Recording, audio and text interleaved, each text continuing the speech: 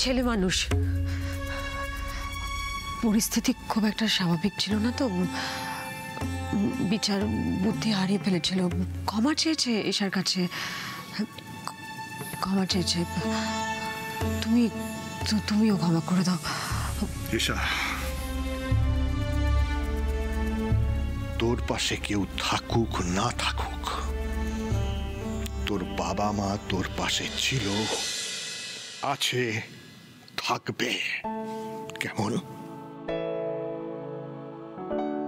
কারণ আমরা তোকে জন্ম দিয়েছি, আমরা জানি তুই কেমন মেয়ে। তাই কখনো নিজেকে একলা অসহায় ভাববি না। মনে থাকবে আমার কথা? থাকবে তো?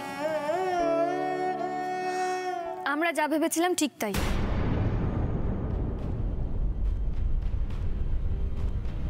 কি হয়েছে? বৈদ্য স্যার বললেন যে গত 1 মাস ধরে অশোক ছদ্মবেশ কেন কোনো বেশেই এই শহরে নেই। ও যে সেই যে পালিয়েছিল তারপর থেকে ওর কোনো খোঁজই পাওয়া যায়নি।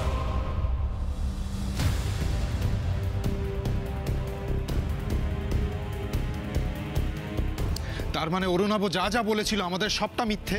সেটা কি করে সম্ভব? গুন্ডাগুলো তো আমার সামনে। তুমি বড্ড সহজ সরল গো, তাই অরুণাভ তোমাকে কনভিন্স করতে পেরেছে।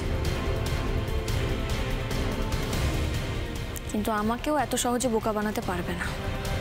আর ঠিক সেই কারণে আমি অশোকের খোঁজ করাটা বন্ধ করিনি। বকুলরা সত্যিটা জেনে যাওয়া মানে তো আবার রজতাভ রক্ষিতদের পেছনে লাগবে। কি করব এখন আমি? এই জন্য আমি গোড়া থেকে বলছি যে পুলিশে ইনফর্ম করা দরকার।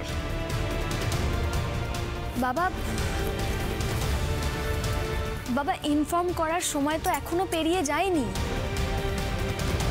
আমার কি মনে হচ্ছে জানো,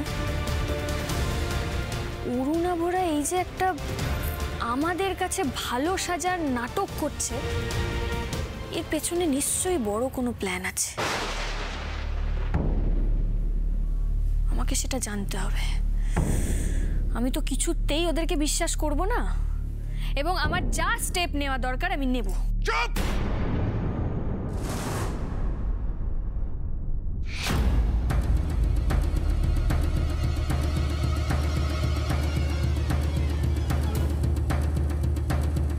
আর একটা কথাও তুমি বলবে না বকুল।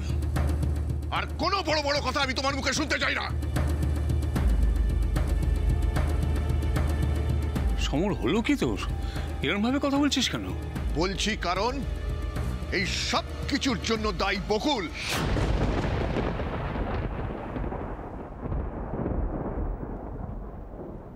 শুধুমাত্র বকুল দায়ী।